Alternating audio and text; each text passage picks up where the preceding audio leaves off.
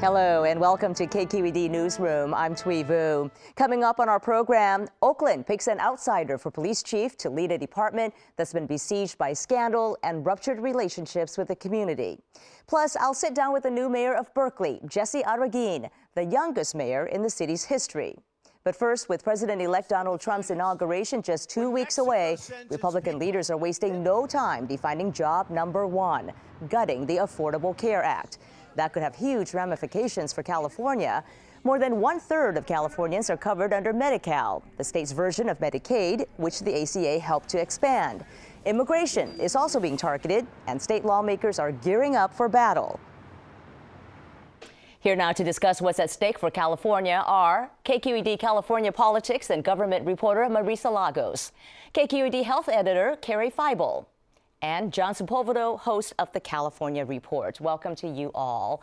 Carrie, let's begin with you. This week, Vice President-elect Mike Pence and top congressional leaders, Republicans, made it very clear that they are serious about gutting the Affordable Care Act. How will this affect California, where more than 1/3 of Californians are on Medi-Cal, which the ACA helped expand? Exactly. It will be huge. And not all Californians on Medi-Cal, they were on Medi-Cal before, but 3.8 million Californians got onto Medi-Cal because of the Affordable Care Act, and an additional 1.3 million were able to purchase their own individual policy because of the Affordable Care Act. And if that money all goes away, that's $20 billion a year that California will lose. And that will have a huge trickle-down effect on not only people's health care, people going back to being uninsured, but on our economy.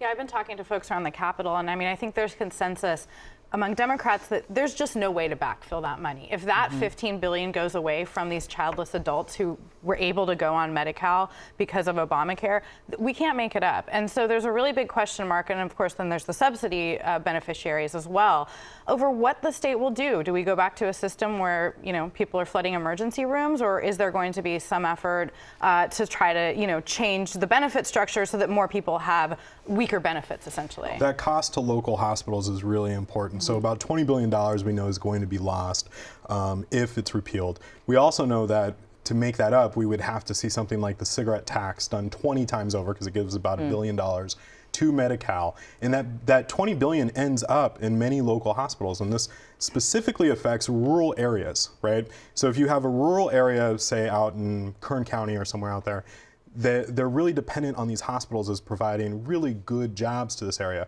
So not only are they going to lose the money that is going into those hospitals because of Obamacare, but then they're going to be seeing big losses because we're going to return to the emergency care that was done before the ACA was passed. And in addition to the health insurance impacts, there were also jobs. The ACA created about 200,000 jobs in California. What happens to those jobs?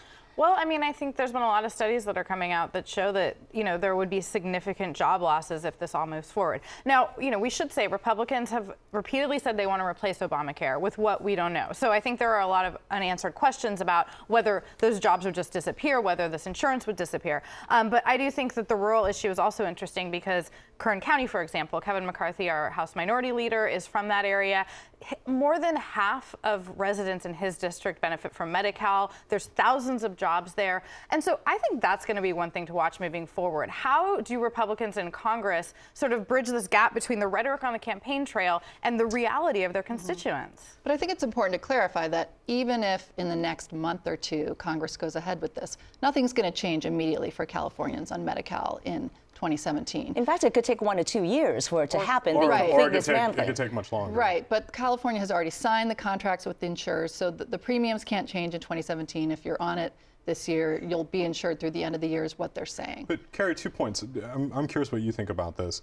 The idea that it could be repealed without a replacement ready to go, which is what we're looking at, that seems like it caused a lot of uncertainty in the health market. As we know, insurance is all about certainty. It seems like that could cause a lot of problems right there, just not knowing what the plan is going to be. Right, there's something called the death spiral, and this has been talked about a lot, the fear that if too many healthy people drop out of this insurance market, which could definitely happen as premiums start to rise, then more sick people are the ones insured, premiums rise to cover their illnesses and so forth. premiums just start skyrocketing. That's what they're saying is going to happen. Even if they say, well, we'll repeal it and we'll figure out something in the next year or two, businesses don't like uncertainty. So insurers are going to say, well, we're walking away now. You have to wonder, like, who are they trying to please? Because if you look at the polls, only half of voters say they'd like to repeal Obamacare, and the vast majority of those say they want it replaced with something better. So I do think that there's a really interesting sort of political needle that Republicans need to thread. Even Trump this week tweeted, you know, be careful, whatever that means. So, and the other interesting thing, I think, politically is you are seeing Democrats sort of act more like Republicans have been. You had the president and the vice president warn this week, you guys can't help them sort of save themselves. If they want to repeal this, they need to own it. And I do think that that's going to be really interesting to watch if congressional Democrats can really keep that unified front and push back and say, no, we're not going to be responsible. And where you're seeing this very briefly play out is Rand Paul in Kentucky is coming out saying we need to do something. He's got a lot of rural rural areas. I am curious, though, what's going to happen. A lot of people, you talked about jobs, a lot of people in California decided to become entrepreneurs, or they decided to become independent business people, artists, because they knew that they had access to ACA. That goes away. Do those jobs go away as well? Yeah, well, that's a good question. I want to also move on to immigration as well, because it was back in the headlines this week. California leaders announced that they had retained Eric Holder, the former U.S. Attorney General, to help represent California in any legal fights against the Trump administration, including on immigration issues. So, Marisa, what else are lawmakers in Sacramento doing on the issue of immigration? They've already introduced some bills. That's right. I mean, in general, we have expanded immigrants' rights, undocumented immigrants' rights, you know, a lot over the last 8 years. We have Medi-Cal is rolling out to some to minors. There's some thought of putting state funds into nonprofits and potentially public defenders to help defend immigrants who are facing deportation. There's a lot of other kind of things percolating. The Eric Holder thing is interesting. It's a 3-month, $25,000 a month contract. As of now, it's not for litigation. The idea is they're just going to be advising them on responses. And I think there's been a lot of questions. Well, we have an attorney general, or we will soon. Javier Becerra is been appointed to replace Kamala Harris and is expected to be confirmed. And so I think the question is, what are they gearing up for? And it seems like what they're gearing up for is having somebody in the know like Holder and this very well-respected law firm to tell the legislature what bills do you need to write and pass to respond to whatever Trump and this Republican Congress is doing in real time. I think this is really interesting from my vantage point. Eric Holder is someone who oversaw the most deportations in U.S. history, and the California legislature is turning towards him to say we need to do something to help make sure there aren't deportations. There's a very funny irony to me about that. That's a good point. And also, just very briefly, Kevin De Leon, the Senate president, it's almost like and the first person to actually tell me this was Guy Marzorati, our producer at the California Report. He said it really seemed like he was essentially saying, okay, well, Governor Jerry Brown has his pick for Attorney General. I have my pick for Attorney General, and that's Eric Holder. That seemed to be the enthusiasm behind when De Leon spoke to us earlier this week. It really came off that way. And it's not just Democratic lawmakers who are announcing bills on the issue of immigration. This week, on the Republican side, Darrell Issa of Southern California said he's now got a bill to make it tougher to get H-1B visas. You know what the most interesting part about this is actually not to binge watch the reaction in the United States, but to watch the reaction in India. Now, this is very important to California. California is dependent on tech, IP law, all kinds of things that are coming out of India, call centers, things like that.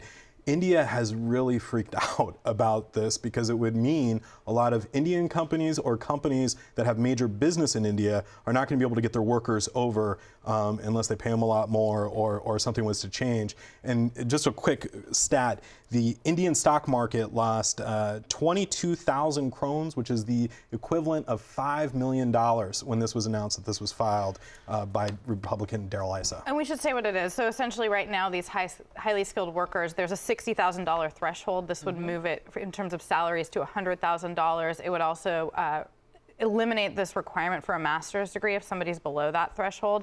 You know, I think there's actually agreement among lawmakers and a lot of people, even some in tech, that there could be tweaks to this program. I think as always, the devil's in the details. And, you know, this was met by a lot of consternation by Zoe Lofgren, who's a Silicon Valley lawmaker. She says she's going to propose her own sort of fix to this. But I think, you know, there's a lot of issues here, and $100,000 in Silicon Valley doesn't even go that far, right? If we say HB1, most people would be like, what are you talking about? So again, it goes back to that question. Why is this being done now? What is the reasoning for that? And I haven't heard a good answer on that. That is a good question, and I wish we could go into it a little more, but I want to also get to the new California delegation in Congress, John. And we've got a delegation now, including Senator Kamala Harris, the first black woman to represent California in the Senate, the first Indian American to be in the Senate. Who are some of the rising stars that we can expect to see? Well, I don't know if she's a rising star yet, but Nanette Berrigan, who's in the Congressional Delegation from Los Angeles County, she was a former Hermosa Beach City Councilwoman.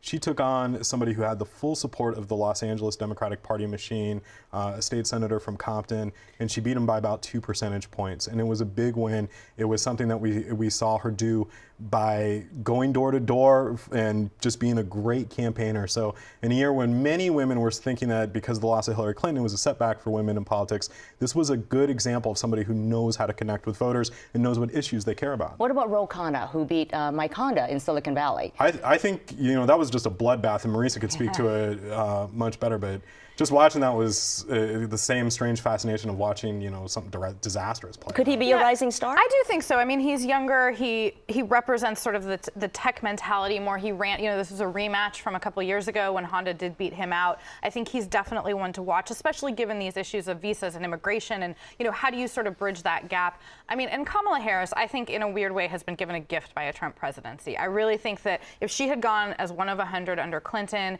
she would have just sort of done her thing, been the San Francisco representative. She has a real opportunity to stand up and fight this Trump administration on all the policy issues we've already discussed, and others like climate change that are really important to her home state. Kamala Harris had a chance. It should be noted this week, it was revealed by The Intercept that she had a chance to go after the man who will be the Treasury Secretary under Mr. Trump when she was Attorney General for problems with the foreclosure market. This memo came out and it was shown that she did nothing. So she will have that chance, but we've seen that in the past she hasn't taken advantage of that. All right, in the 15 seconds we have remaining, what else should we look for between now and Inauguration Day that might have a huge impact on California? I'm just really closely watching the border towns, especially in Calexico, where we had a high number of Republican folks who voted for Donald Trump but don't agree with the idea of a wall. All right, we are going to wrap this up. Just a start. 2 more weeks until Inauguration Day. Marisa Lagos, Carrie Feibel, and John Sepulvado, thank you all. Thank you. Thank you. For the first time in 14 years, Berkeley elected a new mayor, Jesse Arreguin. He's the youngest mayor and the first Latino to hold the post. He's also a UC Berkeley graduate and served 8 years as a city council member. Arreguin takes the reins at a challenging time for Berkeley. The city has a large homeless population, housing affordability problems, and its sanctuary city status faces threats from the incoming Trump administration. Jesse Arreguin, nice to have you here. Thank you for having me. Well, first of all, congratulations. You officially took office December 1st. What are your top 2 priorities now that you're in office? My top 2 priorities are addressing our homeless crisis. We have an unprecedented number of homeless people on our streets, and it's not just a local issue, it's a regional issue. And so I'm committed to working with other mayors and other cities to pursue regional strategies to address homelessness, such as creating housing and navigation centers, as well as addressing our affordability crisis, which is actually leading to increased homelessness in our community. So let's start with homelessness then. You've seen a 23% increase in the homeless population in Berkeley over the last 7 years. What specifically will you do about that? You mentioned navigation centers. Are you talking about the type much like San Francisco has, where everybody moves in, shopping carts, pets, and the social services are under one roof? Absolutely. So I'm proud to say in the 1 month I've been in office, we have made tremendous progress in addressing homelessness. At our first city council meeting, we directed staff to double the capacity of our emergency shelters and warming centers, and we're moving towards developing a navigation center with the goal of moving people to permanent housing. So we are making progress, but there's a lot more to be done. And as I mentioned, I'm particularly interested in how we can develop some regional strategies to address this issue. How will you do that? Because historically, Bay Area cities have operated pretty much independently of one another on the issue of homelessness. How will you convince them to get into a regional agreement? Well, I've already been in conversation with the mayor of Oakland, the mayor of Emeryville, and other mayors in the region around joint housing initiatives and navigation centers. And I think we all recognize that this is a shared challenge that we have. And if we really want to make a lasting impact in reducing homelessness, we have to work together. What about affordable housing? What specifically will you do to make more affordable units available? Several things. We're fortunate that the voters of Berkeley approved several measures which will provide millions of dollars in funding to create new housing for low and middle income families. We not only have low income families, we have a missing middle that needs to be served by creating subsidized housing and housing for our homeless. So I want to move to expand the capacity of affordable housing in Berkeley, to have policies in place to prevent displacement so we can keep people in their homes. So there's a lot we can do to stem the tide of displacement and to keep Berkeley diverse and affordable. In the meantime, though, you do still have an issue with homeless encampments. Where do you stand on those? There was an encampment on Adeline that got cleared shortly before Christmas, generated quite a bit of controversy. Yes. Well, I think the encampments are really a symptom of the bigger issue, and I'd like to see Berkeley move towards creating a sanctioned encampment, which is something that Oakland has done to serve that particular population. But we also need to stay focused on creating permanent housing and transitional housing as well. So we will be working on all those initiatives in the coming weeks and months. And speaking of housing, staying on that issue, another issue, another controversial idea, right, are the short-term rentals, and like the type you find on Airbnb.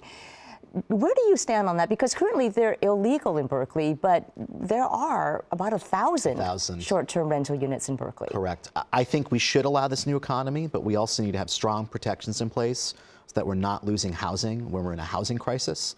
And we've actually seen whole buildings, rental properties that have been used as short-term rentals.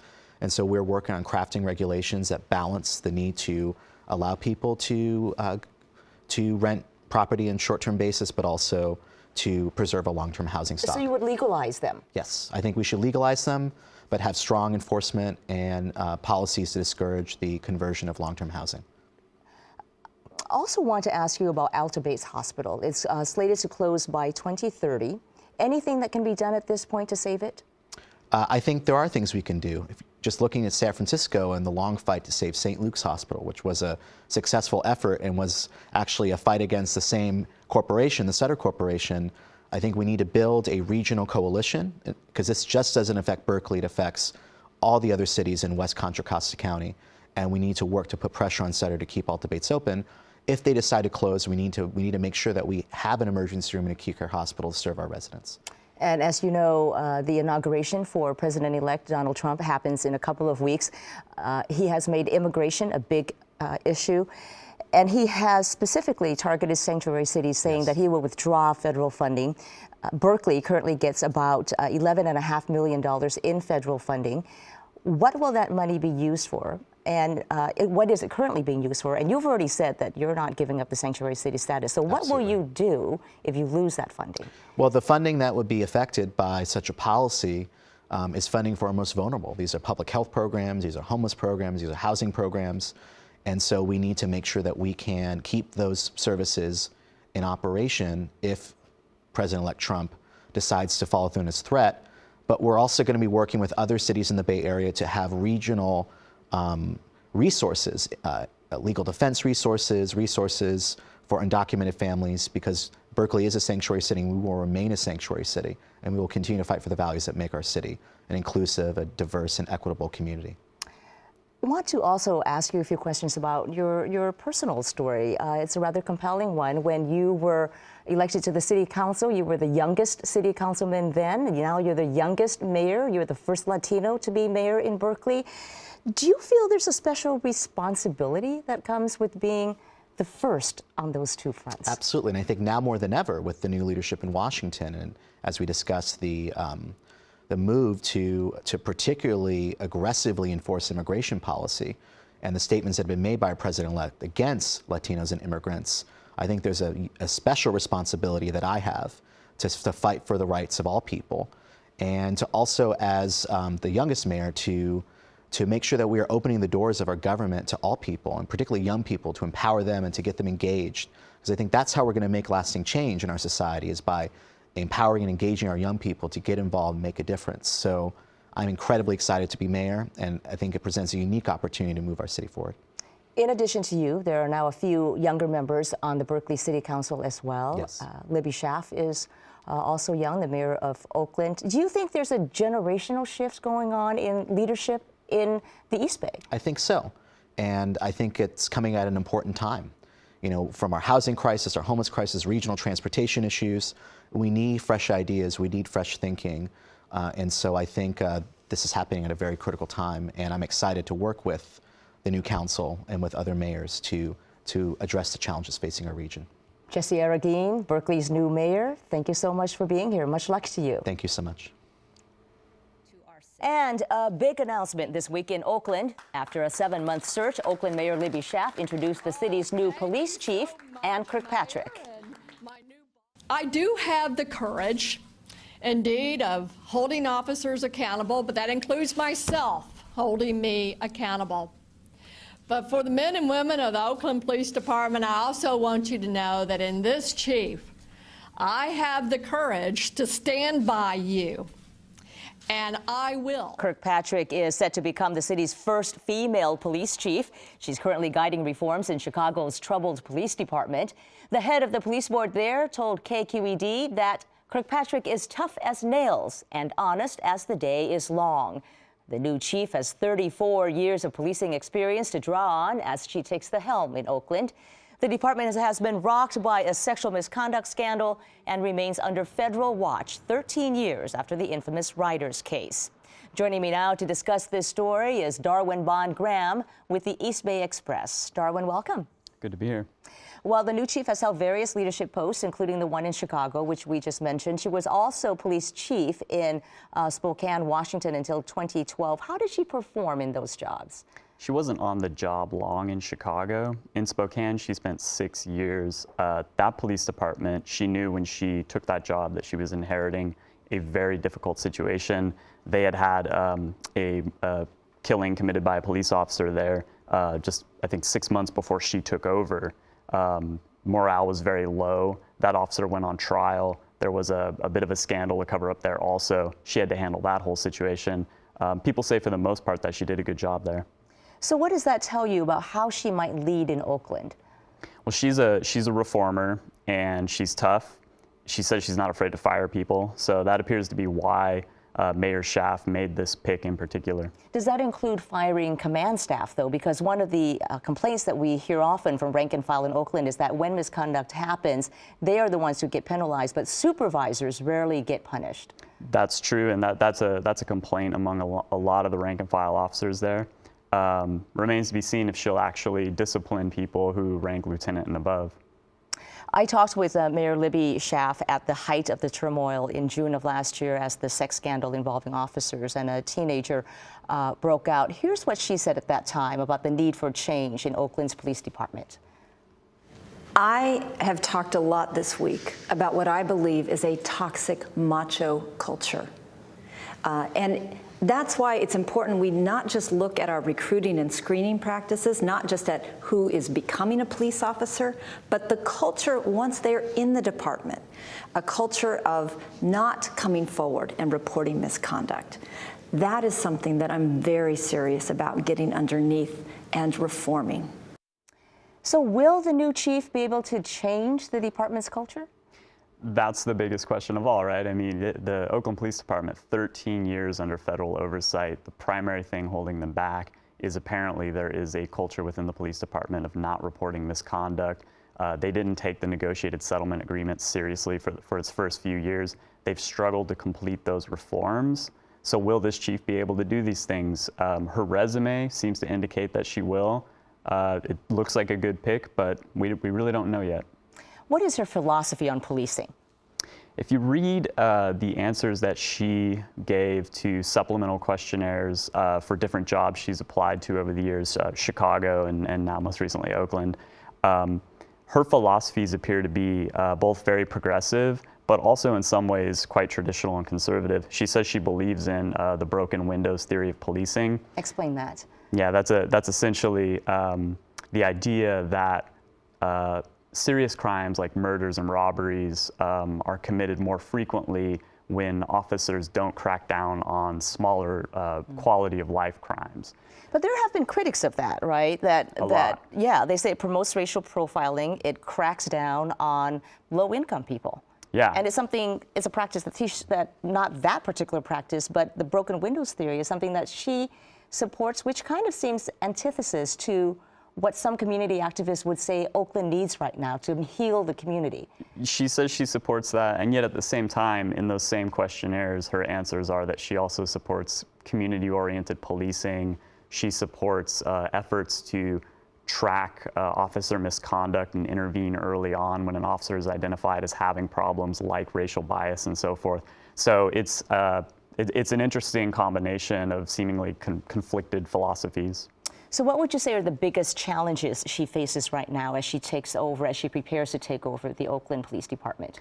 Well, at the press conference where she was introduced, question was asked, what is her take on the negotiated settlement agreement? Why has the Oakland Police Department not been able to complete that reform, that set of reforms over 13 years? She did not have an answer to that. It's going to be a huge challenge for her to understand the NSA as a document and a process. And what is the NSA? Just tell our viewers really quickly. Right, the negotiated settlement agreement stems back to an earlier police officer misconduct scandal in the late 90s, early 2000s. Officers were found to be planting drugs on individuals, beating them. And so that was the Riders case. That was the Riders scandal. And so as a result of that, a federal judge appointed a monitor to oversee the department and a series of reforms. So she has to understand the whole history behind that and the problems that the police department has faced in completing those reforms.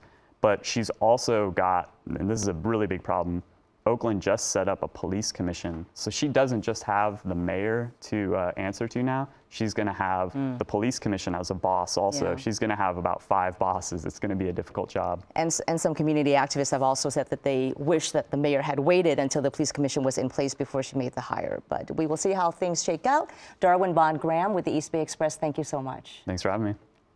And that is it for us for tonight. But before we go, we'd like to tell you that KQED Newsroom is moving to a different time slot in 2 weeks. Starting on Friday, January 20th, we'll start airing at 7 p.m.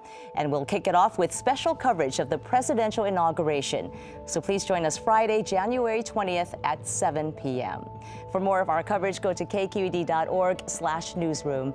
I'm Thuy Vu. Thank you for watching.